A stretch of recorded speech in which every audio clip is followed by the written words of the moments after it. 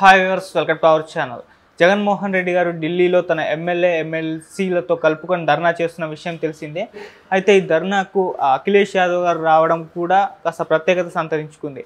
మరి జగన్మోహన్ రెడ్డి గారు అఖిలేష్ యాదవ్ గారితో ఒక ఒప్పందం కుదుర్చుకొని ఇండియా కూటమిలో ఏమన్నా జాయిన్ అవ్వబోతున్నారన్న వార్తలు కూడా ఇప్పుడు సోషల్ మీడియాలో రావడం మనం చూస్తున్నాం. అంటే ఆయనే రాహుల్ గాంధీ గారికి జగన్మోహన్ రెడ్డి గారికి మధ్య సంధి ఏర్పరిచి ఇండియా కూటమిలో జాయిన్ చేస్తారంటున్నారు. నిజంగా ఈ అవకాశం ఉందా? ఈ పాసిబిలిటీ కనిపిస్తుందా లేదా? ఇప్పుడు ఇదే అంశం మీద డిస్కస్ చేయడానికి ప్రజెంట్ మనతో పాటు జగదేవ్ గారు సీనియర్ జర్నలిస్ట్ ఉన్నారు. వారితో ఒకసారి మాట్లాడదాం. నమస్కారం. నమస్తే సార్, జగన్మోహన్ రెడ్డి గారు అఖిలేష్ యాదవ్ ద్వారా ఇండియా కూటమిలో జాయిన్ అవ్వబోతున్నారన్న వార్తలు అయితే వినిపిస్తున్నాయి సార్. అందుకే ఆయన కూడా రావడం, ఆ ధర్నాకి మనం చూసాం. ఈ పాసిబిలిటీ ఉందంటారా సార్? మరి ఇండియా కూటమిలో జాయిన్ అవుతారా? మరి అంతకుముందు ఇండియా కూటమికి సపోర్ట్ చేయడం మనం చూసాం, తన నలుగురు ఎంపీలతో సహా. మరి ఏం జరగచ్చు అంటారు సార్? ఇప్పుడు అఖిలేష్ యాదవ్ గారు కానీ, మన ఠాక్రే గారు కానీ, స్టాలిన్ గారు కానీ, వీరి ముగ్గురు కూడా ఇండియా కూటమిలో కొంచెం యాక్టివ్గా కనిపించే వ్యక్తులు. ఇప్పుడు ఈవెన్ టీడీపీ ఘన విజయం సాధించిన తర్వాత కూడా టీడీపీకి జనసేనకి టీడీపీకి ఎస్పెషల్లీ చంద్రబాబు నాయుడు గారికి ఠాక్రే గారు కానీ అఖిలేష్ యాదవ్ గారు కానీ ఫోన్ చేశారు అన్నట్టు కూడా చూచాయిగా ఇన్ఫర్మేషన్ ఉంది. ఎంతవరకు వాస్తవం అనేది తెలియదు. అంటే మీరు ఇండియా కూటమిలోకి వస్తే బాగుంటుంది, గవర్నమెంట్ ఎలాగైనా ఫామ్ చేద్దాం, మీలాంటి సీనియర్స్ ఉంటే బాగుంటుంది. చంద్రబాబు నాయుడు గారి యొక్క వ్యూహాలు, ఆయన పనితనం అందరికీ తెలుసు కాబట్టి దేశవ్యాప్తంగా. అయితే ఈయన కొంత గడువు అడిగారట బాబు గారు ఆ టైంలోనే. మేము ఆల్రెడీ ఇప్పుడు ఎన్డీఏ కూటమిలో ఉన్నాము, మేము ఒక ఒప్పందంతోనే ఉన్నాము, బట్ నాకు ఛాన్స్ ఇవ్వండి చూద్దాం, నో అని చెప్పకుండా. జనరల్గా ముఖం మీద నో అని చెప్తే బాగుండదు కదా. మరి ఆ ఉద్దేశంతోనో ఏంటో ఈయన చాలా చాకచక్యంగా మాట్లాడి పెట్టేశారు. అయితే ఇప్పుడు ఈ ఎగ్జాంపుల్ ఎందుకు చెప్పాను అని అంటే ఇది విన్న వార్తే, ఎంతవరకు వాస్తవం తెలియదు.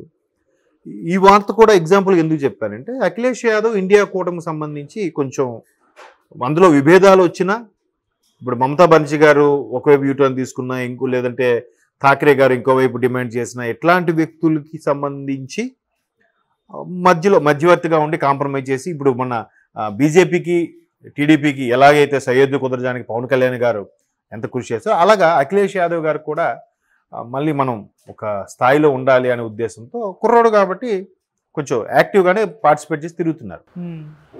సో రాహుల్ గాంధీ ఇతను కూడా బాగా ఏదైనా చర్చించుకోవడం, మాట్లాడడం జరుగుతుంది.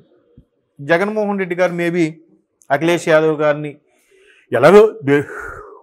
ఎలాగూ మీరు అన్నట్టు ధర్నాకు వచ్చారు కాబట్టి ఆ ఉద్దేశంతో పిలిచిండొచ్చు. లేదా జగన్మోహన్ రెడ్డి గారు లాబింగ్ కోసమే ఢిల్లీ వెళ్ళారు, ధర్నా పేరుతో ఢిల్లీ వెళ్ళి అక్కడ లాబింగ్ చేసుకునే అవకాశం ఉంది అనే కూడా వార్తలు మనం విన్నాం. ఇంకో వార్త కూడా ఉంది ఏంటంటే, ఆయన అసెంబ్లీకి అసెంబ్లీకి పోకుండా ఉండడం కోసం ఢిల్లీ వెళ్ళాలి అంటే దీన్ని ధర్నా అనే బూచిలో అడ్డుపెట్టి ఢిల్లీ వెళ్ళడం ఉండొచ్చు.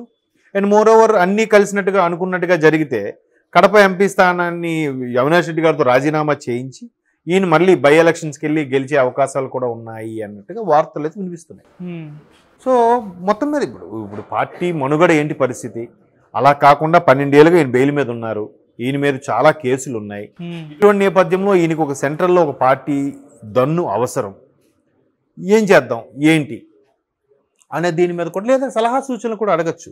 నేను ఇట్లా ఉన్నాను, మా పరిస్థితి బాగాలేదు, ఘోర పరాభవం అయింది, లేదా 4 ఎంపీలు ఉన్నారు, రాజ్యసభలో కూడా ఎంపీలు ఉన్నారు, ఇట్లాంటి సమయంలో బీజేపీ వాళ్ళకి మా మద్దతు అవసరం, కానీ బీజేపీలోకి వెళ్ళే పరిస్థితి లేదు. మేబీ అంటే నేను ఊహిస్తున్నాను, అది అలాగే జరుగుంటుందని కూడా నేను చెప్పట్లేదు. టీడీపీ ఎలాగో మేనియా బాగా నడుస్తుంది హవా నడుస్తుంది కాబట్టి టీడీపీకి కాస్త గట్టిపోటీ ఇవ్వాలంటే కాంగ్రెస్లో విలీనమైన అవ్వాలి, లేదా కాంగ్రెస్తో కలిసి ఇండియా కూటమిలో కలిసి పోటీకైనా దిగాలి అనే ఆలోచనలో అయితే ఉన్నారు. మ్యాక్సిమం వైసీపీ శ్రేణులు కూడా అదే కోరుకుంటున్నారంట. అన్న ఇప్పుడు ప్రస్తుతం మనం బీజేపీ వాళ్ళతో వెళ్ళిపోయింది, అలాగనే కాంగ్రెస్లోకి వెళ్ళలేని పరిస్థితి మన మనుగడ ఎలాగా? సెంట్రల్లో మనం ఏ నీరైతే కానీ చక్రం తిప్పలేము, ఏంటి పరిస్థితి? అట్లీస్ట్ మనం సాఫీగా వెళ్ళిపోవాలనుకున్నా కూడా సెంట్రల్లో ఏదో ఒక సపోర్ట్ లేకపోతే అవదన్నా, ఎందుకంటే మీ మీద కేసులు కూడా ఉన్నాయి అన్నట్టుగా బాగా సన్నిహితులు ఆయనకి ఎక్స్ప్లెయిన్ చేసినట్టు కూడా కొంతమంది శ్రేణులు చెప్పుకుంటున్నారు. అంటే ఇప్పుడు జగన్మోహన్ రెడ్డి గారు మారారు, మళ్ళీ ఇదే మార్పు అట్లీస్ట్ 1 year బ్యాక్ వచ్చినా కూడా గవర్నమెంట్ మాదే వచ్చిండేదేమో, బట్ ఆయన చేజేతులారా చేసుకున్నారు. 151 సీట్లతో 2019లో గెలిచిపెట్టినప్పుడు ఇప్పుడు అదే అవకాశం, కనీసం సీట్లు తగ్గిన అవకాశం వచ్చిండేదేమో, అసలు ఆయన ఎవరిని పట్టించుకోలేదు.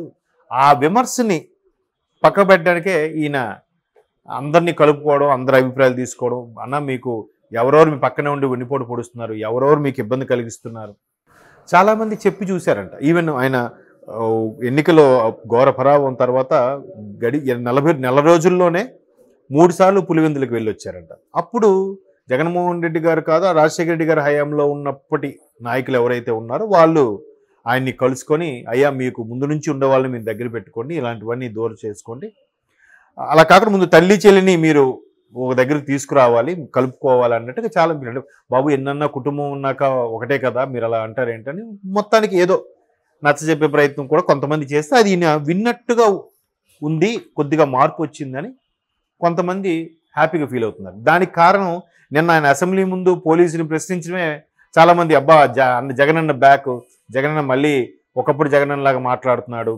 అన్నట్టు కూడా చాలామంది హ్యాపీగా ఫీల్ అయ్యారు. సో మేబీ ఇండియా కూటమిలో ఇప్పుడు ఏం శత్రుత్వాలు ఏమిటండి, వాళ్ళు ఏదో చెప్పారు వీడు వినలేదు, ఓదార్పు యాత్ర అన్నాడు వినలేదు, లేదా ఈయన ముఖ్యమంత్రి అభ్యర్థిగా ప్రకటించమని అడిగి ఉంటాడు, మేబీ అడిగారో లేదు తెలియదు, అడిగితే నో అని ఉంటారు, లేదా పార్టీల ముందు కలుపుకో పనిచేయి తర్వాత చూద్దాం ఏదో అని ఉంటారు. ఏవో రకరకాల, ఈయనకి అవమానం జరిగిందో లేకపోతే ఈయన పట్టించుకోవాలని బాధపడ్డాడో మొత్తాన్ని బయటకు వచ్చాడు, పార్టీ పెట్టేశాడు, ఒక 5 ఏళ్ళు ఇబ్బంది పడ్డాడు, తర్వాత 5 ఏళ్ళు గవర్నమెంట్ ఫామ్ చేశాడు, బట్ నిలదొక్కోలేపాడు అంతే. సో మళ్ళీ ఏముంది, కాంగ్రెస్ కూడా పూర్వవైభవం కావాలి అంటే జగన్మోహన్ రెడ్డి లాంటి వ్యక్తులు అవసరమేగా, ఫోన్ చేద్దాం ఒకసారి కలిపేసి, మనలో విలీనం కాకపోయినా ఎన్డీఏ కూటమిలో ఒక భాగస్వామ్యం చేస్తే బెటర్గా ఉంటుంది ఆలోచన కూడా ఉండొచ్చు. ఇప్పుడు బీజేపీ ఉంది, కంపల్సరీగా టీడీపీతో వెళ్ళాలి, ఎందుకు అంత గట్టి పట్టింది అది? ఇప్పుడు ఆల్మోస్ట్ 8-9 సీట్లు గెలుచుకుంది కదా ఈ ఆంధ్రాలో, రేపు పొద్దున ఇంకా పెరిగే ఛాన్సెస్ ఉంటాయి కదా. ఎలా అయితేనే బుల్లెట్ దిగిందా లేదా అని ఆలోచిస్తున్నప్పుడు ఈయన కూడా అలా ఆలోచించడం తప్పలేదు కదా. కాంగ్రెస్తో అవసరం పొత్తు పెట్టుకోకపోతే ఇండియాలో భాగస్వామ్యం అవుతాడు, అప్పుడు నెక్స్ట్ ఎలక్షన్స్కి కాంగ్రెస్ వైసీపీ కలిసి పోటీ చేస్తాయి, ఏముంది. అప్పటికీ ఇంక మళ్ళీ ఏమైనా తేడా చేశారు అనుకోండి, ఇంక వాళ్ళు ఎవరు బాబు ఆల్రెడీ ఇలా చేశాడు కాబట్టి ఎవరు సహకరించరు. ఇప్పుడు కేసీఆర్ గారు కూడా ఏమన్నారు, తెలంగాణ ప్రకటిస్తే టీఆర్ఎస్ని కాంగ్రెస్ విలీనం చేస్తా ఉన్నారు, మరి చేశారా? దళితుడే సీఎం ఉండాలని ఎవరు చెప్పారు, నేనే ఉంటా అన్నాడు, ఆయన 2 సార్లు ఆయనే ఉన్నాడు. తర్వాత ఎలా రూమర్స్ వచ్చిందంటే ఆయన ఎవరు చెప్పిన మాట వెండు అనే స్థాయిలోకి రూమర్స్ కూడా వచ్చాయి. అదే ఒక విధంగా ఆయన ఓడిపోవడానికి కారణం అని కూడా చాలామంది చెప్పారు. సో మొత్తం మీద జగన్మోహన్ రెడ్డి మరలా కాంగ్రెస్లోకి వచ్చినా రావచ్చు, తప్పేం లేదు, కాకపోతే కొద్ది టైం పడుతుంది. మెయిన్ లిటికేషన్ ఏంటంటే షర్మిల గారు ఆల్రెడీ పీసీసీ చీఫ్గా ఉన్నారు కాబట్టి ఆవిడని ఒప్పించాలి, ఆవిడ యాక్సెప్ట్ చేయాలి, అనిలు వాళ్ళు ఒప్పుకున్నాక అప్పుడు మేబీ చేయొచ్చు, కలవచ్చు అనే అభిప్రాయాలు అయితే వినిపిస్తున్నాయి. చూద్దాం రాజకీయం ఎటువంటి మలుపు